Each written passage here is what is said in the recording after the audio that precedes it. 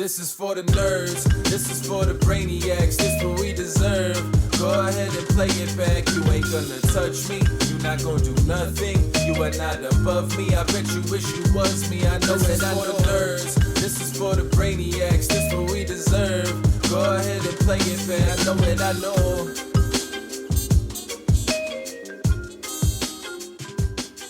What's up, everybody? Welcome back to the Solve for Why podcast. This is going to be a new series that we're working on, an interview series, so I hope you guys enjoy. Our first guest is going to be Dr. Jonathan Edwards. He's been my personal doctor for the better part of 6 years now. I think we're going on 8+. Yeah. If I look back at my records. It's probably 8 or 9. I tore my ACL in 2012, and I think that it was shortly thereafter.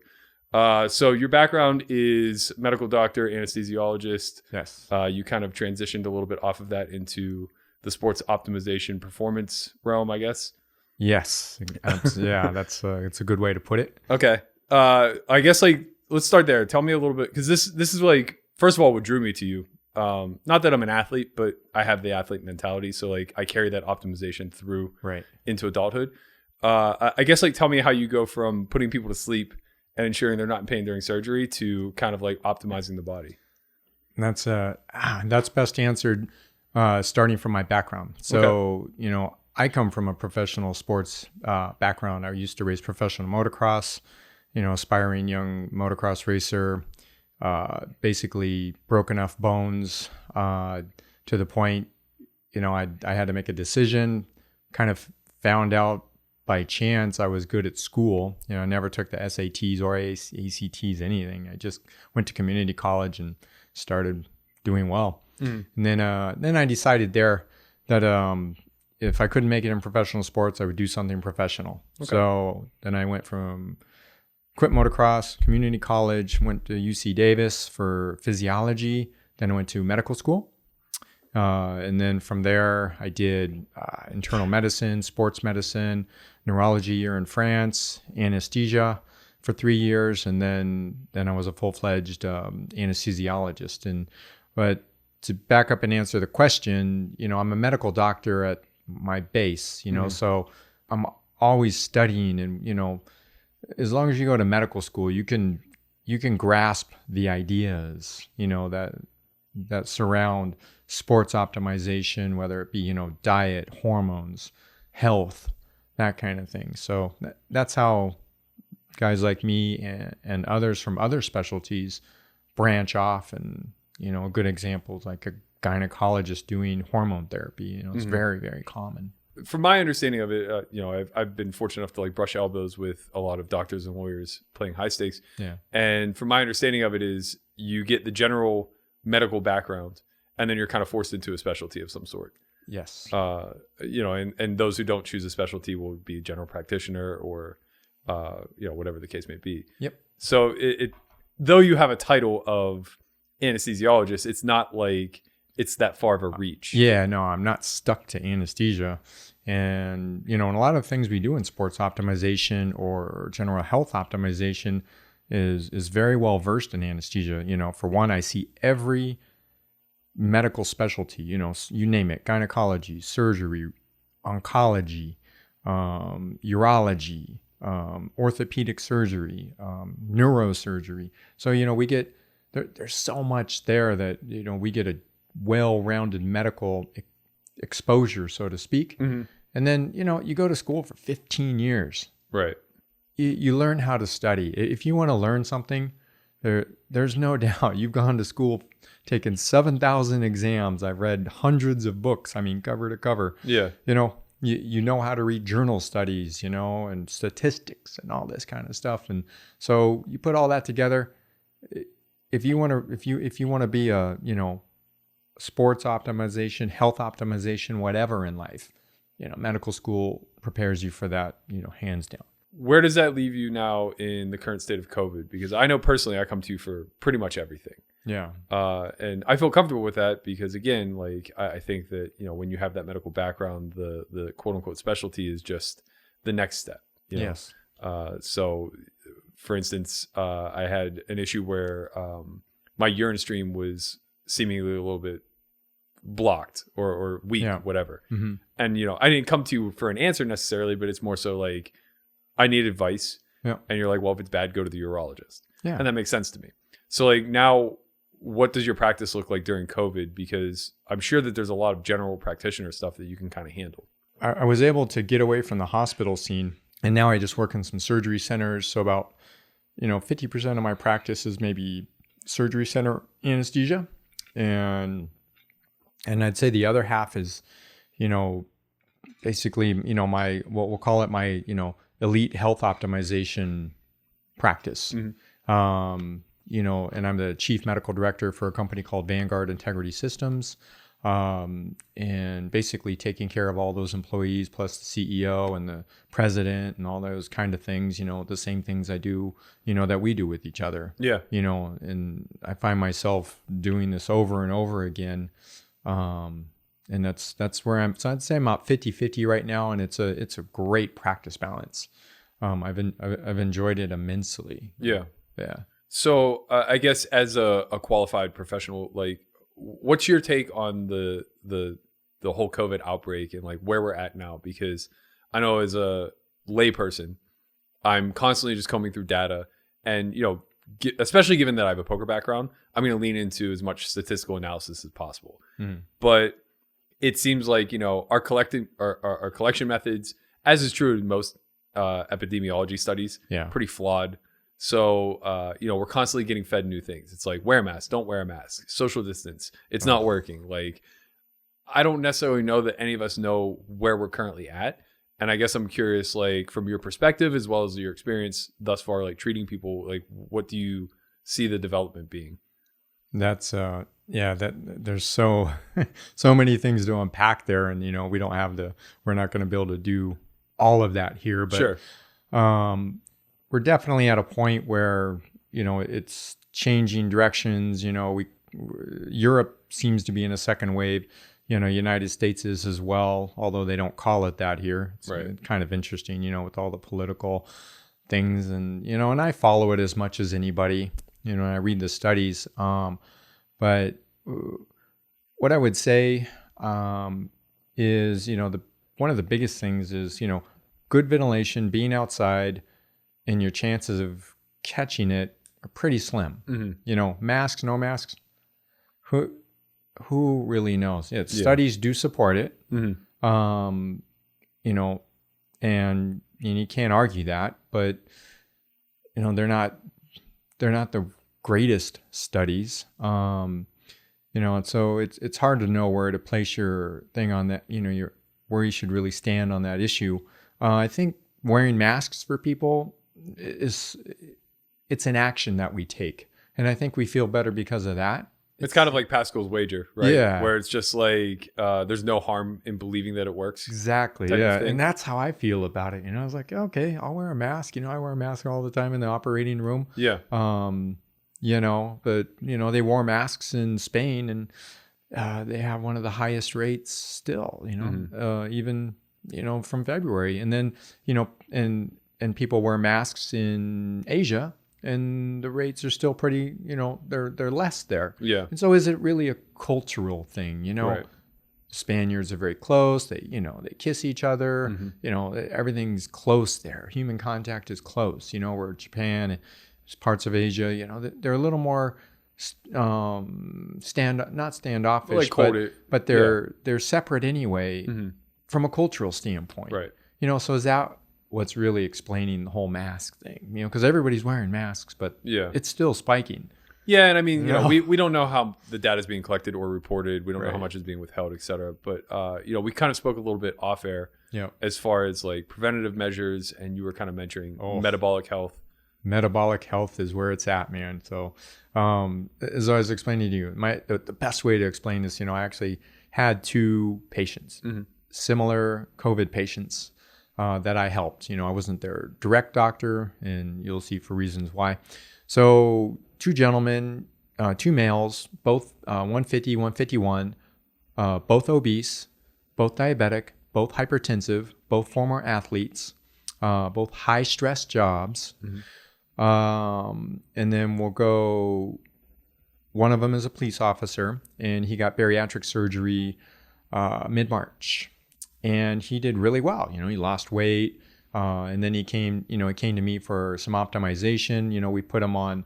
He was on hormone treatment before that, so we measured his lab values, put him on an appropriate dose to keep him in physiologic range. He got on the peptides thymosin alpha, which helps the immune system. He got on a sermorelin or ipamorelin, one of those two, kind of for growth hormone optimization. And then he did intravenous vitamins every week. Mm-hmm. I mean, religiously. The guy just wanted to get his health back. Yeah.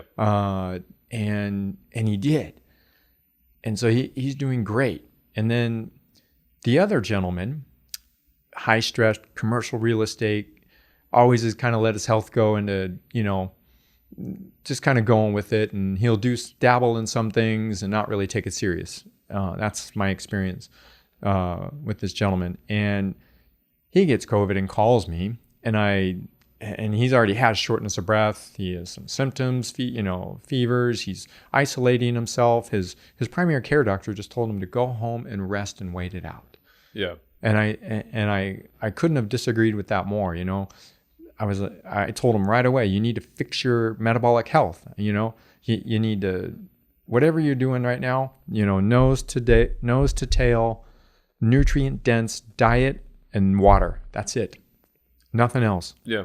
As far as, food that goes in his mouth and bone broth, all that kind of stuff. Then I told him, you need a CPAP machine, you need an oxygen concentrator, you need, follow the other doctor's recommendations, like with a Z-Pak, hydroxychloroquine, dexamethasone. And then I recommended like the thymosin alpha, the sermorelin, and also intravenous vitamins, or at least injectable vitamins. Mm-hmm. And he just kind of blew it all off. And long story short, the real estate guy, 1 week later, he comes to me, maybe I should get all that stuff. And, because he's getting a little worse. And yeah. And then he, 2 days later, bam, he has to go to the hospital, full invasive ventilator with a CPAP mask. They came very close to intubating him. And he got all the IV drugs, the remdesivir, and then finally he got the experimental plasma treatment, and that saved his life. Wow. And he said to me word for word, he said he was vividly thinking about our conversation as the whole thing was going. Yeah. Like, what if he would have done this? Yeah. It's not to say that it wouldn't have happened anyway, but sure, that you're taking action. It's about being proactive. Yeah. And that's what it's about. And anyway, so he nearly lost his life, but he's doing great. But and so let's go back to the other guy who had the police officer. He had COVID with nine of his colleagues, who all kind of did, they did so. They had, some of them had to be hospitalized. He was asymptomatic. Wow. Nothing. Yeah. I mean, it was just the most vivid example of metabolic health and what it could do for you. And it was awesome to see, and thank goodness, both guys, are doing great. And, yeah. That's the main thing. But man, metabolic health it's just where it's at. Yeah. Yeah. I mean, obviously that's an anecdote. It's only one case each, but it is, sort of a proof of a hypothesis, at least on a small scale. And you said a lot of words there that I'm on a similar regimen, and I'm still not even sure which one's which. So okay, let's unpack it a little. Yeah, I think we can dig into that a little bit. But before we jump into like the full blown, I guess, like supplementation and stuff like that. Sure. Let's start a little bit more basic with things that people can just implement right away. I think like diet is always first and foremost, right? Yeah. Whatever you're doing, I mean, just stop eating things out of packages and cans. And I mean, if you just did those things, it's 90% of the battle. Yeah. I don't care who you talk to. You talk to some carnivore specialist to a vegan specialist. The message is all the same. 90% of improving your metabolic health is to stop eating things out of boxes, cans, and packages. Yeah. That's it. Right. I guess to that end, I do kind of want to like unpack those options a little bit. So obviously when you mention like a carnivore diet, which is strictly eating meat, Mm-hmm. and it is, as you kind of mentioned, nose to tail, so it's a lot of organ meat consumption, things like that, all the way to a vegan diet, which is like almost strictly eating vegetables. Yep. We're talking about a spectrum of elimination diets, right? You're effectively eliminating something, and dead smack in the middle is just a whole foods diet where you're consuming from both sides. But again, you are still eliminating something, which is processed foods. Yes. So I guess like, do you subscribe to any one specific? I know that like we've spoken about this in the past. I've done the keto diet. I had a lot of success with it. I've also done a whole foods diet. Yep. I've had a lot of success with that too. So I guess like from a performance standpoint, is there one that you feel does better than others? Do you feel like perhaps maybe dependent upon your body type, you'll lean a little bit more one way or the other? Well, I think, to make it relevant to, yourself and, the people listening to this podcast, optimizing your mental focus has a lot to do with being in, we'll say, nutritional ketosis. Yep.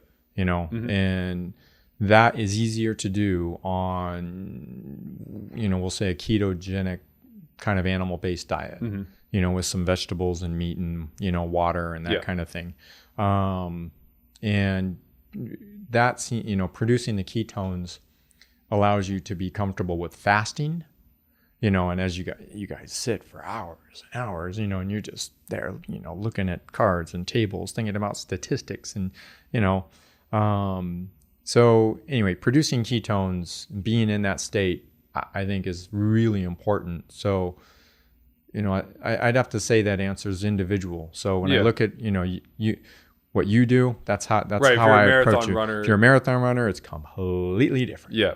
But at the base of it, there's always a period where you just want to get your metabolic health to a certain point, what we call, carbohydrate tolerance, or, your most people are insulin resistant, not quite diabetic, but, anyway, you get your insulin, low, and you learn to fast, and then the rest of it falls in place. Yeah, just to kind of make people understand too, insulin resistance is the point where you're consuming so much processed food or sugar or whatever that your insulin levels tend to spike, and you need to consume more and more in order to maintain a baseline level.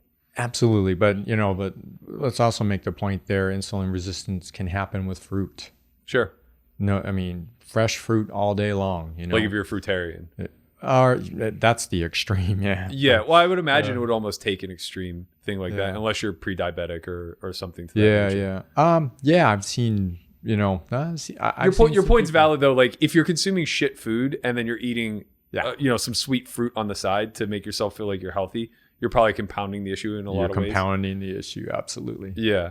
I think all this is really important because, personally, like I cycle my diets based on how I'm training and what my biggest emphasis is. So there are periods throughout the year where I'm playing a whole lot more poker than I'm doing anything else. Yeah. And I try to work it out such that during those time frames, I'm eating a ketogenic diet and I'm more in a maintenance phase with my training.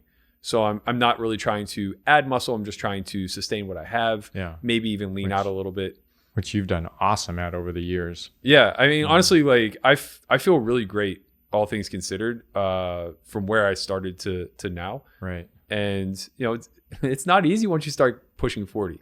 Right. It gets a lot more challenging obviously it gets challenging to add muscle, but it's still equally difficult just to maintain. Yeah, and what I've been most impressed, with you is, I mean, you eat one time a day most of it. For as long as I've known you, or at least, you weren't like that when we first met, and then you kind of worked into it, and then finally it was, you were eating one time a day all the time. Yeah. And I think that fasting is kind of like what I want to touch on. So when I am doing keto, it's because I'm playing a lot of poker. Yep. And I guess before I give my own personal experience, could you kind of speak to like why people shouldn't be afraid to be fasted and doing a brain intensive activity? Because I think a lot of people are of the assumption that like the brain quote unquote needs fuel, and the idea of like playing hungry is just going to lead you down a very desperate emotional path that's going to have you not thinking clearly. So if you are carbohydrate intolerant or insulin resistant, playing hungry will lead you down to a bad path. Mm-hmm. If your insulin's perfect, and you can, and your metabolism is in check, you fast and your body's main part of the energy comes from fats, and you have about every one of us, even as skinny as I am, or anybody, has about 80 to 100,000 calories of fat to burn. And if you can tap into that, your brain doesn't need glucose all the time. Mm-hmm. And there's been some really good studies on this, that your brain can actually subsist on 70% fat and ketones and 30% glucose. Well, if you can get to that, you can not eat for 12 hours and be mentally focused, fine, no hunger pains, and healthy, playing poker all day long. Yeah. And that's why we're talking about nutritional ketosis, Yes. not Right. Is it diabetic ketosis or the difference is like diabetic ketoacidosis means you have a lot of ketones in your blood. You're not making insulin at a proper level. It means like your body's on fire. Right. Nutritional ketosis is nice controlled fireplace, right, producing the heat it should in your body, and it's a natural state. Yeah. So you're talking ketoacidosis and nutritional ketosis are two opposing phenomena. Right. Yeah, and in my personal experience, like I've had a tremendous amount of success with this. I think it was about a year and a half ago or so. Maybe it was a year ago. I can't recall, but I traveled to the Bahamas. And it was a long, grueling trip. I think it was like 8 hours. And anytime I fly, no matter what, I do an extended fast because it's just easy, right? Mm-hmm. Like you're switching time zones. You're probably going to fall asleep at weird hours, sometimes early, whatever the case may be. You're also losing all that time in the air. And if you wake up early and fly, you almost always lose a full day. Yeah. So I think we left here at like 11 a.m. We got there at like maybe 7 or 8 p.m. East Coast time. And I hadn't eaten since like 5 p.m. the day prior. Yep. So I get there. It's evening. I'm not far away from going to bed. I believe there was like a Monday Night Football game on. Watched it, had a good time, went to sleep. So now I wake up the following day and it's time to play. And I'm pushing a 33-hour fast or so. Yep. And I was just kind of like, I feel really good. I'm on the road. Eating's a struggle anyway. I'm about to play this $25,000 buy-in tournament. And I just like feel so locked in when I'm in nutritional ketosis. So I tested, I believe I was like 1.9 millimolar. Yeah, millimolar. Good enough for nutritional ketosis. Absolutely. And I'm just like, okay, like let's make this an extended fast. Like I'm going to try to go 50 plus hours. Play day 1, finish top 3 in chips, come home or like come back to my hotel room, just feel great. Like no desire to eat whatsoever. I'm basically living off of water and caffeine and feel really great about it. Go to sleep, wake up the next morning, no hunger at all. I'm like, okay, I'm going to play. End up getting a little bit unlucky. I finished like 14th in the event for 80,000 or so. But I didn't, I busted the tournament at 10 o'clock the next day. I think I was somewhere in the neighborhood of like a 62-hour fast. And I still didn't want to eat. So I just went to sleep. Woke up the next day and, refed myself gradually with some bone broth and some light things. Went to the next tournament. Went super deep in that too. So even though I started refeeding, I'm still in ketosis. Oh yeah. Right? It's like I'm consuming bone Absolutely. broth. I'm consuming lean meats, some eggs, some butter. And that ended up being like a super prosperous trip. And I know it's kind of anecdotal in nature, but I can point to a ton of examples like that over the last 3 or 4 years where I've experimented with cycling keto, as opposed to times where I've gone on dinner break and just like, had the bread that they give you while you're waiting because I'm starving. Oh, and maybe consume some fries because they don't have other sides to offer. Whatever the case, got a bun on my burger, anything that's like just going to give me that little bit of an insulin spike, and how sluggish I felt that second half of the event, and just misery. So I do think that there's a lot to be said about being mindful and open to like all these different diet types. Where I think a lot of people get it wrong is the sustainability. So like you kind of mentioned, I only eat once a day. Yeah. And that's a byproduct of all this fasting. The more you do, the better you just get at it. Yes. And the more efficient you become.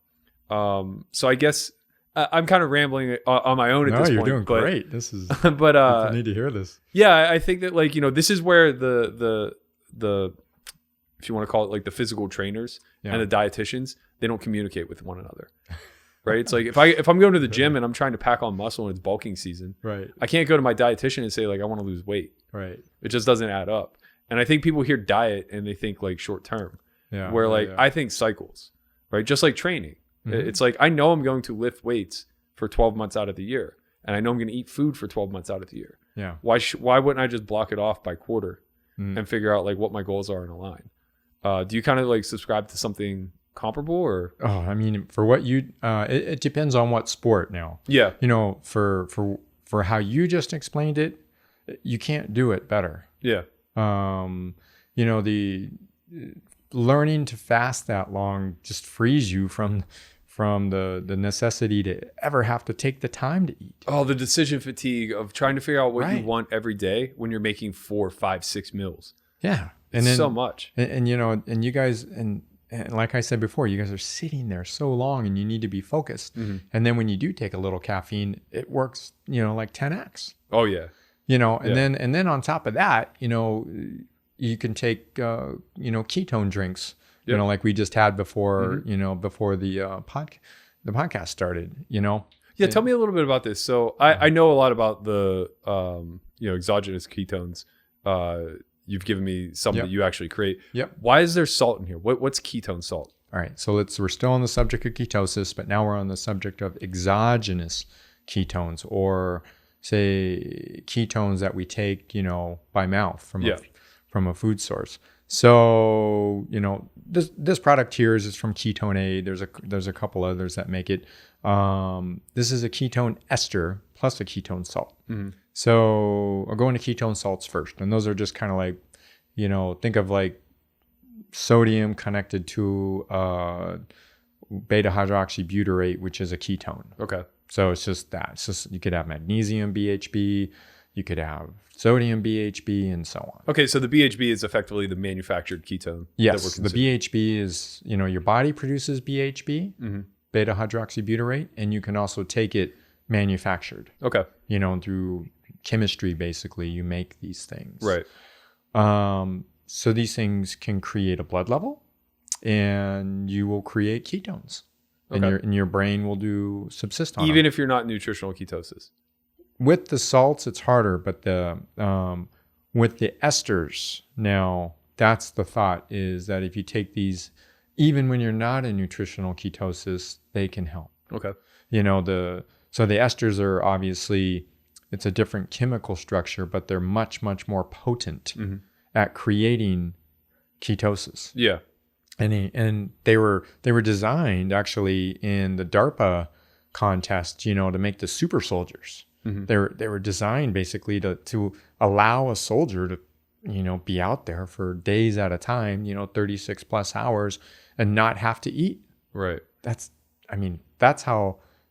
where this stuff is coming from. And so this stuff's like working best when you're fasted. Correct. Yeah. It kind of really gets undone works. a little bit if you Yes. start consuming carbohydrates or something. To that effect. Yes, absolutely. Okay. Yeah. So, and you can't go from like, you know, eating fries, burgers, Cheetos, and, you know, and take a couple Right. ketone ester drinks and expect much.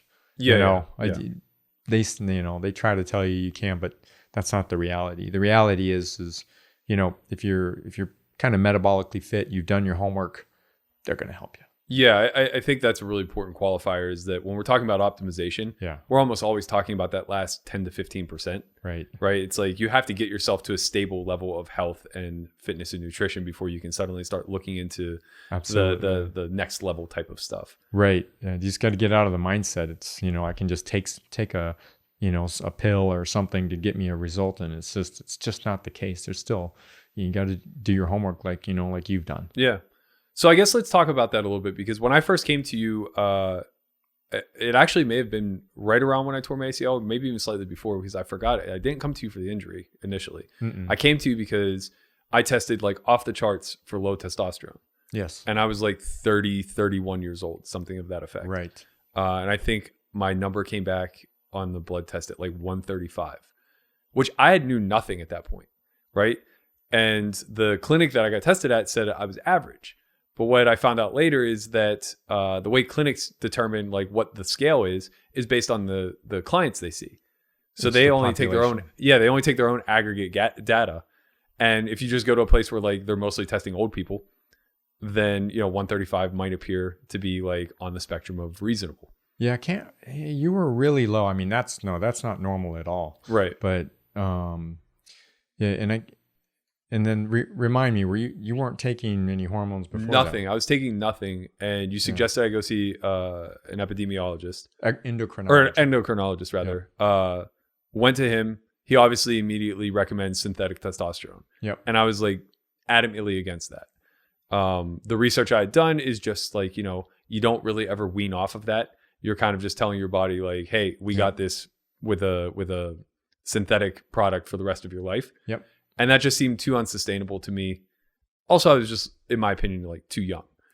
Oh, So yes, absolutely. So yeah, so what we did with you is basically, take an approach to where we don't have to use testosterone. Mm-hmm. So, first thing was, obviously the getting you metabolically healthy and mostly, getting, ketogenic diet, fasting, mostly meat, animal products, but, nose to tail, very important. And the diet helped a lot. Yeah. Relatively speaking, I think it got me into like the high 200s, low 300s. Yep. Still very low for my age bracket. Yep. And then we, and then by putting you on something to stimulate your testes, called HCG, that helped you increase your testosterone just that little bit. And I remember you cycled on and off of that. Yep. And then after that, and then I think, and then you did some growth hormone type secretagogues, just to help that part of it. And after some months, I mean, your testosterone got right back up to normal. Like it's like the physiologic range, like, well in the 600s and even above sometimes. Yeah. I think over the last 7 years since we started, I've ranged somewhere between like 630-ish and I think maybe as high as like 780. Yep. Which I got to tell you, the difference in my personal health was like this feeling of lethargy where it was hard to get off the couch or have motivation to do anything. Yeah. All the way to just like feeling like you could take on the world. And my sleep improved too.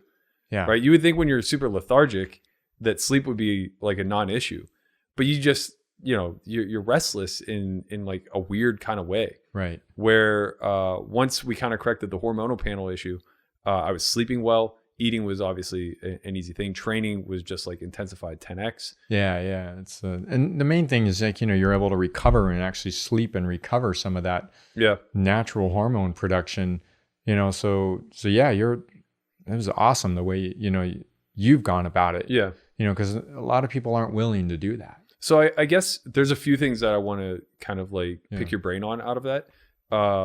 I guess first and foremost, like let's talk about HCG because it was very popularized from the research that I did with females, and they were utilizing it as a dietary supplement in order for them to like consume less calories and lose a lot of weight. So I guess like anything about that whole process and like how it actually led into impacting me in a different way, or I guess like if you just shine some light on what HCG is. Yeah, just human chorionic gonadotropin. So we say HCG for simplicity, and it's just believe it or not, we get it from horses' urine, pregnant horse urine. Yeah, and the HCG naturally comes out of that. Women who are pregnant naturally produce HCG. And anyways, it's involved in the reproductive process. So, but when you give it to men, it actually stimulates the testes to produce more testosterone. So some infertility clinics, for example, use it. This will increase the testosterone. I've actually had some clients who used it, and they got pregnant. I mean, after 6-7 years of trying. Yeah. So it's pretty cool to see that. Yeah. And then, but I think its biggest use is just that non-testosterone hormone optimization. So I think it's useful to, in cycles to achieve that. And I would say, unfortunately, they just took it off the market for compounding pharmacies. So it's almost impossible to get. They're going to replace it with something called gonadotropin, which I don't know much about. I'm kind of looking into it. Yeah. But I don't know if it's, big pharma reasons or what. It's still available commercially, but it's harder to get. Sure. So anyway, it's kind of, the landscape's kind of changing, with the FDA and how they regulate things. And like when it comes to the supplementation, obviously I wanted to do something that was non-synthetic as much as possible. Yeah. So like where does something like this fall on the natural versus synthetic? I know I also take a natural thyroid pill, not even because I had a big thyroid issue. It was just like semi-sluggish. Yeah. Where does all that stuff fit in the spectrum versus something like straight synthetic like steroids or synthetic test? Yeah, it's definitely different than, something like, that's made synthetically, like, testosterone or some estrogens, things like that. HCG is more of a natural compound, although it can be manufactured synthetically. And it just depends on from where you get it. I think most of it's kind of like synthetically manufactured. Yeah. If I'm not mistaken, anyway, I'd have to kind of go look at the process. The thyroid, that's the ones I always give to people are definitely from natural sources, like Thyroid Armor or that kind of thing. It's just desiccated pig thyroid. I think that's there's actually been big studies showing that the synthetic thyroid hormone is less effective than the natural stuff you can get, and then... And that would be people who like have hypo or hypothyroidism. Yeah. Then, for Hashimoto's, which is a thyroid disorder, hypothyroidism, these kinds of things. A lot of that depends on your metabolic health as well. And I see a lot of that stuff just go away after people get better. Yeah. So... That makes sense. Anyway, just to give you an idea, Hillary Clinton apparently chose, as an example of a thyroid hormone person, she does better apparently on the natural thyroid versus synthetic. Sure. So there's definitely some controversy out there, and but that's the one I go with. Where does HGH fall in this whole conversation? That's recombinant. That's synthetic. It's recombinant. And I don't prescribe HGH. I'll give a peptide that stimulates your own natural part of it, the production of growth hormone. Yeah. The studies are mixed. The pharmaceutical companies will convince you, that giving growth hormone is okay.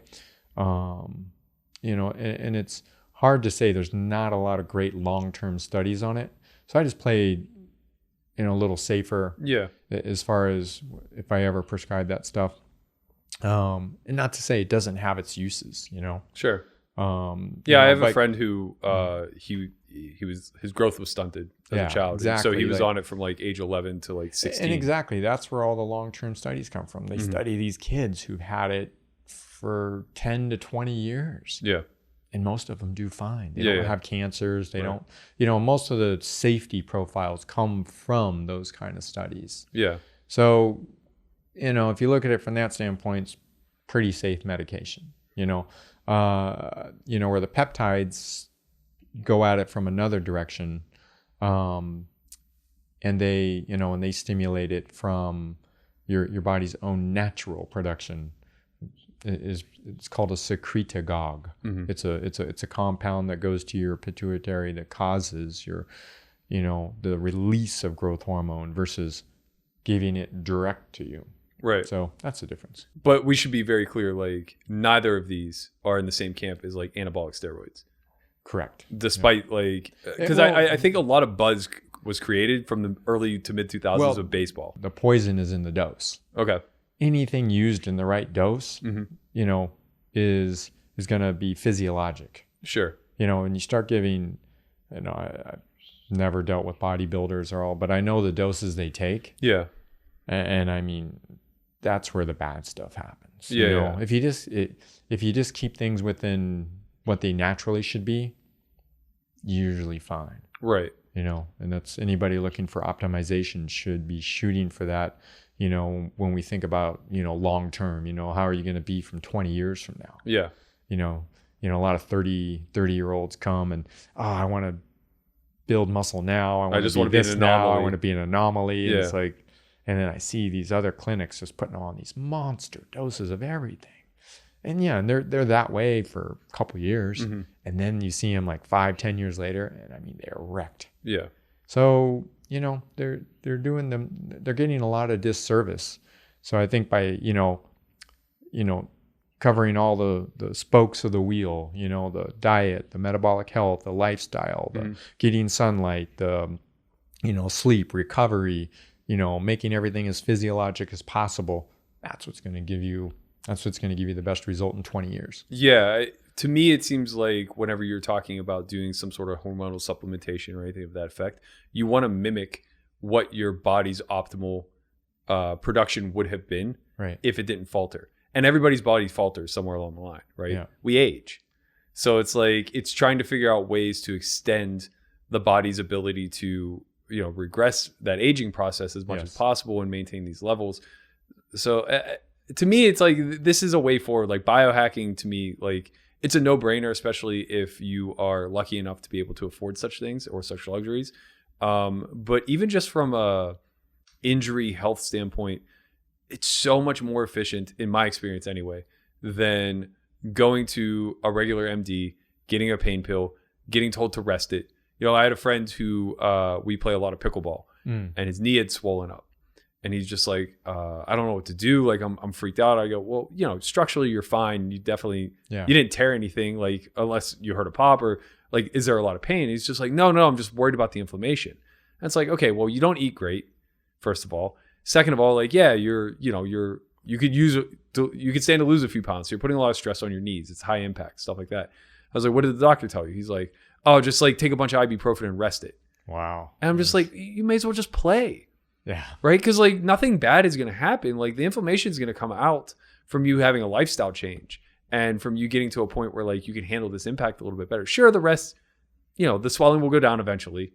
And you're just going to repeat this process and it's going to kick back in. Well, so you got to ask, why did your friend's knee do that? Why was that twist enough for him to disrupt the tissue within the knee as to produce that much inflammation? Right. You gotta go to the root of the problem, and he's probably metabolically unhealthy in a chronic inflammatory state. That state causes your cartilage and tissues and all that kind of stuff to be in a more vulnerable, weak state. Right. And I mean, that's the same thing I ask like when people break their ACLs. I mean, unless it's from enough trauma that it really broke, but more often I hear, I just stepped on a curb, knee twisted, heard a pop, and boom, it's broke. And I mean, your body should be stronger than that. Yeah. I mean, mine was like a train wreck collision. Yeah. Which I knew as soon as I made contact with the guy, I was like, I tore my ACL. Yeah. Just because of the way it happened. I was outstretched and he just like clipped me from the side. It's just like, there's only one way the knee can go and it's just going to be this shredding motion. But the latest thing that I came to you with was I had a slight bulge in one of my discs. And it was bad for like the better part of a year. I think it was like month 8 before I like finally broke down and was just like, look, it's been quarantine. I haven't touched a weight in 3 months. I've been doing nothing but yoga and this just isn't getting better. So we went and got an MRI and, basically it showed a slight bulge, which is standard for an athlete. No big deal. Shouldn't be bothering me as much as it was. Yep. And, you kind of put me on a regimen of peptides. Yep. I know you mentioned this term a lot prior. Could you maybe like explain a little bit deeper what each individual peptide, or I guess like what the peptides are that were helpful to me and like how they're different from one another? First, let's go back. By us having the relationship that we do, I was able to get you in for an MRI. I mean, almost immediately. Yeah, that was versus amazing. Especially, I don't have insurance, so it's just like this is a cash. Right, and I got it for a pretty reasonable price. But I mean, imagine having to go through the insurance process, see 1, 2, 3 sets of doctors, And then doing, 3 months has passed already sometimes, unless it's like a medical emergency. Yeah. So you were able to get on the issue, months before standard of care would have ever let you do that. I walked out with my images. That's never happened before. Right. So, you go to this place, you get the MRI, I prescribe it, you get, you walk out with the images. We know, they have the radiologist, read it pretty quick, and if I need to put it to some other surgeons, I have contacts that I'll put it out to. And then from there, it didn't show, like anything earth shattering, that it did show some bulges, I believe in, L5S1, which we see a lot. Actually, 50% of MRIs show that. And then we put you on some peptides, I think thymosin alpha for the immune, and thymosin beta, which has properties of cartilage healing, even some reparative effects on the heart. But basically, it's the peptide that's from the thymus gland, mimicking that action of healing, and then the growth hormones stimulator, I think ipamorelin or samorelin, I can't remember which one. Yeah, ipamorelin. And there's an argument to which one's better or not. I don't know. Anyway, we just did that regimen, plus the bone broth, the cartilages, and there's a thing in Chinese medicine that eat the organ that ails you. And I it's always, there's something to it, I have to admit. I'm not really into any spine. Yeah, but I mean, so you eat like oxtail. Yeah. The cartilage from oxtail, and it has like the bone marrow in it, and whatever. I've been having bone broth religiously every single day for probably the last 3 years. Yeah, and I definitely noticed. The thing is, going back to the diet spectrum or whatever, we kind of said like they're all elimination diets, but regardless of like what you're cycling through, what you're training for, what diet fits you best, it's all just like realignment of macros. Right. So it's like one is going to be high fat, low carb. One is going to be high carbs, low fat. One is going to be high protein, moderate, whatever. At the end of the day, though, the micronutrients are consistent throughout. Yeah. So whether you're vegan, carnivorous, whole foods, whatever the case may be, like focusing on gut biome seems to be like, or gut bacteria, whatever, gut health, seems to be like a critical thing that a lot of people are overlooking. And it's way easier than I would have ever guessed.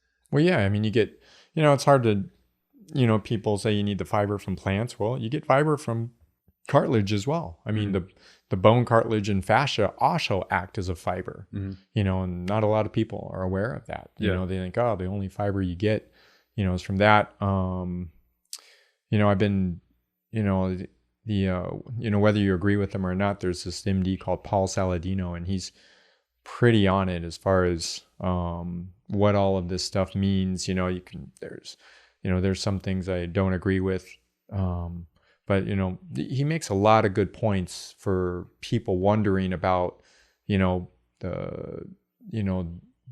microbiome, and doing it with less plants, more meat, less meat, all those kinds of things. And at the end of the day, man, you just got to find out what works for you, and then stick with it like you have. I mean, whether it's psychosomatic or not, I haven't had a single trigger of pain since I started the peptide regimen. I've been training again. That's obviously helped, like getting back into functional movement. It's getting you moving again. Yeah. Huge. Yeah. It was like this weird vicious cycle, right? Where it was like I was trying to train out the pain, and I couldn't because the pain was resistant to the training. So then I took time off, and now I couldn't train again because the pain was still looming. So it was like the pain alleviated, the training rebegan. Whether the training is what's keeping me healthy now or And I think I showed you some back exercises as well. I have this Navy SEAL candidate that I've been helping, and he had an MRI findings that the neurosurgeon wanted to operate on. I mean, 100%. They were saying, please book a date kind of thing. And I went, wait, okay. So there's this Canadian kinesiologist, Stuart McGill. If I recall, I think I told you to get his book. You told me, and my friend who's a PT also gave me the McGill training exercises. So that guy is, he's been the best resource I can, I've ever run into. He helped Tiger Woods with his back, multiple people. And he's not the only guy. It's just that following that kind of regimen and following it to the T, I think is what got you results, and it got my the Navy SEAL guy results. And I mean, that guy I'm speaking of went from debilitating back pain to he's going to be going into buds this year. Wow. And for people who don't understand too, like buds is hell. Yeah. Anybody who's familiar with like Jocko Willink or David Goggins, like these guys talk about, just weeks of soaking wet, 10-mile hikes with a boat over your head, and it's crazy stuff. You can't do that stuff with an injury. Yeah. And he's status quo, no back pain whatsoever. So it's a beautiful example of, what you can do with just good rehab, a good regimen, and working with, good physical therapists and that kind of thing. So anyway, you had a great result too, I have to say. Yeah. I mean, I'm a little bit of a special case because I don't have the traditional 9-to-5 career where at 38, I'm just like bogged down by, and I hate to frame it that way and make it sound like as if the traditional path is like not a good one, but my responsibility is to myself first and foremost. Right. Yeah. So I feel like, for a lot of people, 38 starts to feel a little bit over the hill. You're kind of like leaning into retirement's not that far along. I'm just going to raise my kids, make sure they have security, yada, yada, yada. Or it's like, for me, I think the opposite. It's like, I'm envisioning being like in my 60s and just as active as I am today. And it's like, if I'm running into these hiccups now and don't get ahead of them, it's going to be unbearable. The last thing I want to do is live my last 20 years immobile. Well, you're a great example of somebody who doesn't live in the system. I mean, think about somebody who, if you had back pain and you're, I don't know, a nurse or some other, worker in a corporation, you're going to be applying for time off. Yep. You're going to be applying for disability. And most people who get disability for back pain, I think there's some statistics out there that 50% or even more never go back to work. Of course, because the corrective action is, have you seen a chiropractor yet? Yeah. So you go to a chiropractor. I went to a chiropractor for 2.5 months. It didn't feel any better. Not 1 ounce better. I just felt like it was maybe becoming more of a hip issue than a back one. Right. And then it's like, okay, well, rest it. It's like, okay, now I'm laying around being lethargic and sedentary. That's not helping either. And I'm losing muscle mass on the rest of my body. It's like, okay, well, go to a PT. It's like, the PT runs you through a handful of corrective actions, but it's all about the team around you. Yeah. Every successful person has an awesome team around, and I mean, I'm there to kind of like, make sure you have the right resources. You're looking at the right resources. We're doing the right things medically, and then, and then after that, you put good people around you, you'll have good results. Yeah. It's just, it's the secret to almost anything. And the truth of the matter is I think people think price is a big barrier. Yeah. But it's not. It's the conventional path that is kind of the big barrier. Yeah. It's still expensive as fuck to go down the path of let me see this specialist, this specialist, right? Those copays add up. Like you end up getting a surgery. My sister, like, she can't even like stand on her feet for more than a couple hours because when she was 21, she got a spinal fusion. Oh my God. And it's like she's just screwed up for life. Yeah. And I'm sure of it that if she had the same condition today at 21 years old, nobody would cut, or at least nobody with a conscience. Wow. You know what I mean? So it's tough. It's tough whenever you just like go down the beaten path and just trust the people that. Well, and as an anesthesiologist, I get to see all these people being cut on, and I hear about the results. Yeah. And I mean, and it's true what they say about 50 to 60% get no relief after a surgery. Some, some do. Yeah. Don't, but yeah, that's the truth of it. Yeah. I guess I just can't express it enough. It's like, lean on experts. No matter what it is that you're looking to pursue, there's always going to be somebody who cut a path before you that's a little bit better at it. Right. And it's not always this big barrier to cost. It's like, Christian works with you as well. Yes. And he made this big bet with me that he lost, where he had to lose half his body fat in a year. And that's a tall order. Yeah, he was trying hard. Yeah. It's a tall order, but he was also almost 40%. Yeah. So he really just needed to get to a healthy body fat percentage. And I didn't think he was that big of an underdog to do so. What for what it's worth, like somebody who's like 40% body fat in a year's time, like what do you think the probability of them being able to achieve 20% is? Oof. Like 1 in 5, 1 in Not to 10? say it's not. It's possible, but it done in a realistic, healthy manner. Yeah. No, it's not possible. Really? No. Wow. I would think that like it's not possible. Surrounding yourself with the right resources, I would think in a year's 1 year, that's close. And so I mean, this whole thing takes some. And it's individual. In Christian's case, for me, I know where he came from. You know what his habits were, all that kind of thing. You know, his medical history, family history. You know, and putting all those things together, that's a 3-year project for me to get him to where he's like 15, 18% body fat, you know, where it's ideal. Okay. That's just me. You know, now there's others, you know, who might take a year. Yeah. But, you know, knowing what I know, you know, about Christian, I would say, a little longer. Yeah, the building the muscle is obviously a huge challenge. But that was what I laid him a big price, but I was also in his ear the whole time where it's just like, let me surround you with the right experts. Like, let me surround you with the proper trainers and the nutritionists. And he kind of wanted to forego and like go his own way, you know, figure it out on his own. But like, I just can't explain enough where it's like, I've done all the research I exhaustively can. Yeah. I still have a trainer. I still have, you as an optimist or an optimizationist. I have close friends that know as much or more about diet than I do. I just always have like people around me. And the thing is like, once you start to go into that world of like seeking help, you'll start to surround yourself with people that like, you don't even necessarily have to pay, because you'll just talk to people who point you in the direction of the right resources. And now you can kind of expand your own knowledge base and things of that nature. I can't explain like how critical it is to be able to do that in order to achieve a goal. And, you know, I still want him to do it. I actually want to make a bet against him where I lose half my body fat in a year.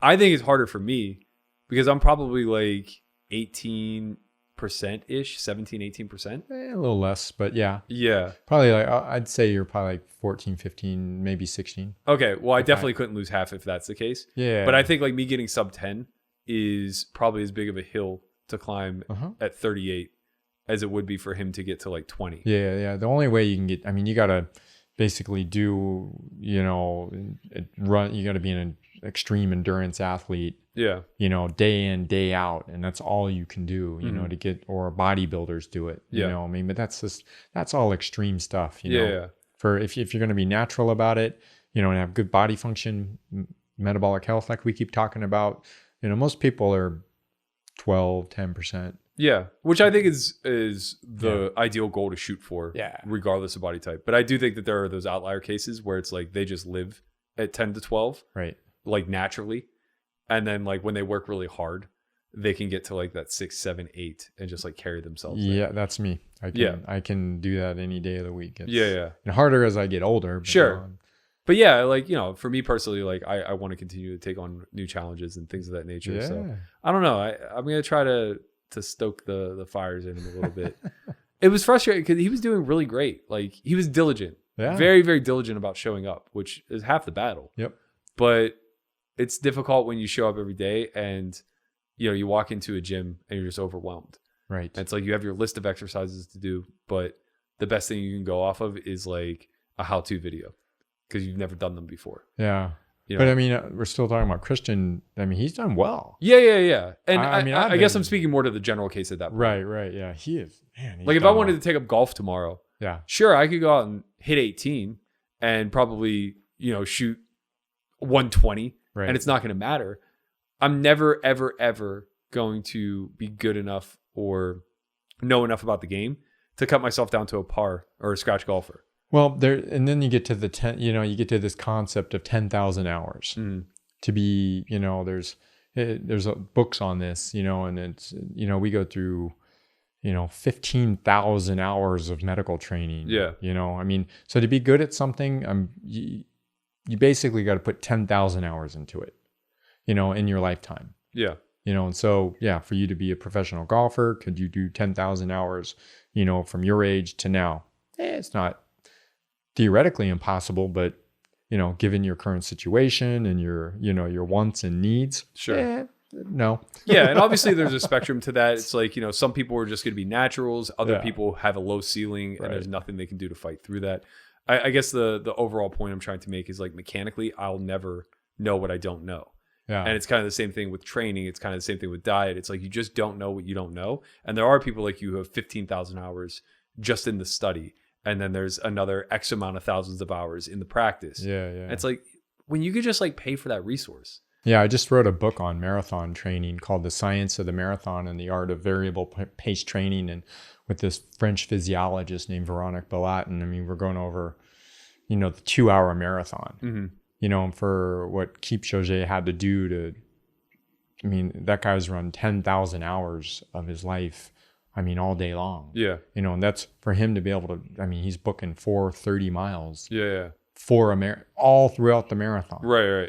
It's insane. It's yeah. Check out I'll give you a copy of the book, but it's Yeah. the Some people are just freaks too. Yeah. Some people are predisposed to just be very good at Yep. certain activities. And it's nice whenever they kind of get a spotlight shined on them because they figured it out. It's what you put into it is what you're going to get out of it. Yeah. So I guess like let's leave on this kind of parting thought. As far as like what actionable things people can do at home when it comes to taking steps towards optimization without actually just like seeking out a professional or whatever the case may be. Like what are a handful of things that they can do as far as like metabolic health goes, maybe physical fitness, things of that nature, just to kind of jumpstart the process. Educate yourself, whatever direction you're going to go, look at what you're doing, what's in your house. And then also get your family on board. If your family's not on board, or whoever you live with isn't on board, it's going to be twice as hard to do anything. Yeah. So look at who's around you. Again, it's surrounding yourself. Look at you're living around, things in the cupboard and things, you shouldn't, that are in boxes, and just get rid of it and start buying whole, natural food. I think it's easiest for most people just to start eating, basically, meat, vegetables, and water often. That's the easiest thing. Yeah. It can be done other ways. Sure. But to get yourself metabolically healthy, you need to start off like that. So, at least start off like that for, 2 to 3 months, and then see where it leads you. Mm-hmm. Get a set of lab results, checking your metabolic factors, which not every doctor is going to do, but you can find online lab tests, that kind of thing, like ownyourlabs.com or I think that step is so critical because you just don't know what you don't know until you take a look. Until you look under the hood. Yeah. Get help, educate yourself, watch videos, read books, read Nina Tchaikov's book, The Big Fat Surprise, read Mark Hyman's book, or all these guys who've written different versions of different things, and just see what fits for you. Yep. And at the end you'll come across that balance for you, and and stick with it and do your homework, but be consistent. Yeah. It doesn't work 5 days a week. Yeah. It has to be 7 days a week all the time. Yeah. From a personal standpoint, I think that like what I would say is be incredibly proactive, even if you think you're following some misinformation. There's so much information to gather, both good and bad, and most of it all lies in between. Don't be afraid to pursue something, practice what you're studying up on. Just be humble about it. I think like one of the biggest things that people get tripped up on is the arrogance that they hold whenever they come across a new mantra or lifestyle, right? So it's like, this guy says I need to eat 6 meals a day. It's like, all right, whatever. Like, I think eating 1 meal a day is more efficient. You want to eat 6 meals a day. We don't have enough data to know which one's more efficient. We don't know which one's going to better your body type. Right. Just test everything, but be willing to shift if you get, some sort of feedback that says like, hey, this isn't working for me. Absolutely. It's everybody's individual for me. I don't conspire that anybody's, going to 100% work on just one type of approach. Mm-hmm. It's just not reality. Yeah. I think the trouble is we all have a difficult time breaching these conversations, right? If somebody proactively wants to choose veganism, then there's going to be a big pro or anti-vegan crowd. It's going to tell them why they're wrong for doing what they're doing, and now they just get defensive. And there's a way to do it. I mean, scientifically, you got to be a chemist, but you can do it just eating vegan if you really know what you're doing. To a point. I'm not, but anyway, point is it can all be done. There's so many different ways to do it, and that's what I would leave it at. Yeah, I agree. So where can everybody find you if they're interested? I got docedwards.com, docedwards.com. I just can find me at Road Bike Action Magazine. I write for them. And just on my website and at docedwards5 on Instagram and Twitter. Perfect. And, that's it. I do social media when I can, and I'm not an expert at it, but I just have fun with it. So. Yeah. I'll put all that stuff in the show notes too. So I'll link your site. I'll link your social media.